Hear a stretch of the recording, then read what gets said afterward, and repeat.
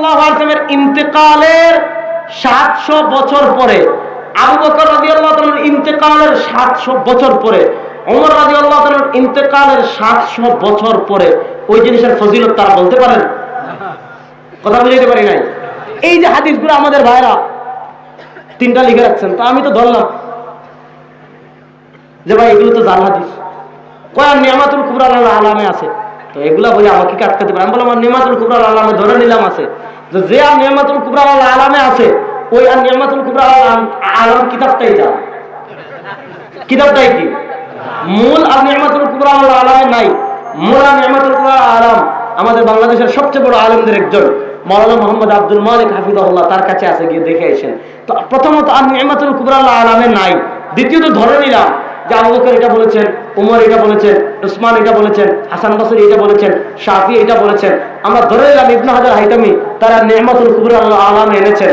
এবার বুঝেন, ইবনে হাজার হাইতামি রাহিমাহুল্লাহ ইন্তেকাল করেছেন 973 হিজরিতে।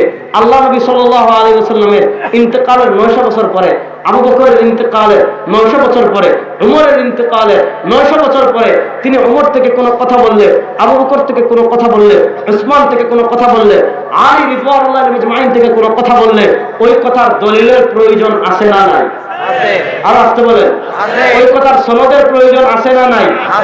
যদি সনদ না থাকে, সনদ না থাকা মানিয়ে যান, বলেন সনদ না থাকা মানিয়ে যা। সুতরাং আমার নবী সাল্লাল্লাহু আলাইহি ওয়াসাল্লামের শান মান কোন জাল হাদিসের মুখাপেক্ষী না। আর আসতে বলেন আমার নবী সাল্লাল্লাহু আলাইহি ওয়াসাল্লামের শান মান কোন জাল হাদিসের মুখাপেক্ষী না। আমার নবীর শান মান আল্লাহই বড় করে দিয়েছেন। এবার প্রশ্ন হলো, মূল কথা আবার গুছিয়ে আনি, আমার নবীর জন্ম আমি মানি, আমার নবী সাল্লাল্লাহু আলাইহি ওয়াসাল্লামের জন্মের খুশি প্রকাশ করব, এটাও আমি মানি। আমার নবীর জন্মে আমি খুশি হয়েছি, এটাও মানি। প্রশ্ন হলো, আমার সরওয়ার কায়নাত তাজদার মদিনা জনাব মুহাম্মদুর রাসূলুল্লাহ সাল্লাল্লাহু আলাইহি ওয়াসাল্লামের জন্মের খুশি আমি প্রকাশ করব কিভাবে? উত্তর হলো, কুল ইন কুনতুম তুহিব্বুনাল্লাহ ফাত্তাবিউনি ইউহিব্বুকুমুল্লাহ। আমার নবীর জন্মের খুশি আমি প্রকাশ করব ওইভাবে যেইভাবে করেছেন নবী এবং সাহাবী। নবী করেছেন কেমনে? প্রত্যেক সম্মানের উদাহরণে যদি নবী এবং সাহাবায়ে কেরাম থেকে কোনো বিষয়ের সমাধান আমি পেয়ে যাই, আমার আর কারো কাছে যাওয়ার দরকার নাই। নবী এবং সাহাবার কাছে আমি সমাধান পেয়ে গিয়েছি। ইয়া আইয়ুহাল্লাযীনা আমানু লা তুকদ্দিমু বাইনা ইয়াদাইল্লাহি ওয়া রাসূলিহি। আল্লাহ নবী সাল্লাল্লাহু আলাইহি ওয়াসাল্লাম থেকে কোনো আমল পাওয়া গেলে সেটাকে ওভারটেক করে সামনে যাওয়ার কোনো উম্মাহর জন্য জায়েজ নাই। আর আসতে বলেন সেটাকে ওভারটেক করে সামনে যাওয়ার কোনো উম্মাহর জন্য জায়েজ, সেটাকে ওভারটেক করে সামনে যাওয়ার কোনো উম্মাহর জন্য জায়েজ।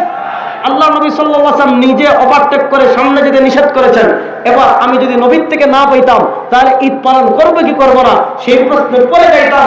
যেহেতু নবীর থেকে আমি সমাধান পেয়ে গিয়েছি, এবার নবীর জন্মের আমি আনন্দ প্রকাশ করবো কিভাবে? ওইভাবে করেন যেইভাবে করেছেন নবী এবং সাহাবী। নবী কেমন করেছেন? প্রত্যেক সোমবার রোজা রাখে।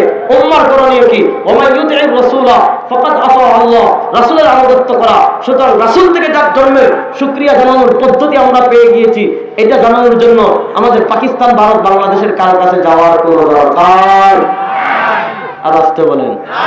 এজন্য শুনেন, ইশকে নবী একটা স্পর্শকাতর বিষয়। এখন মনে করেন আপনি একটা আপনার নিজের পদ্ধতিতে একটা দাঁড়াই গেছেন, বরং দাঁড়ান, এটা আপনি নবীর মহব্বতে করতেছেন। তো এখন নবীর মহব্বত আপনি এমন ভাবে করতে হবে যেইভাবে করেছেন সাহাবা একরাম। আপনি দেখেন সাহাবা একরাম জীবনে দাঁড়াইছেন কিনা? আল্লাহ নবী নিজে অপছন্দ করতেন, আল্লাহ নিজে অপছন্দ করতেন, বলছেন লা তাকুম কামা ইয়াকুমুল আ'জিমু বা'দুহুম বা'দা। হ্যাঁ, জায়েজ কিনা না জায়েজ সেটা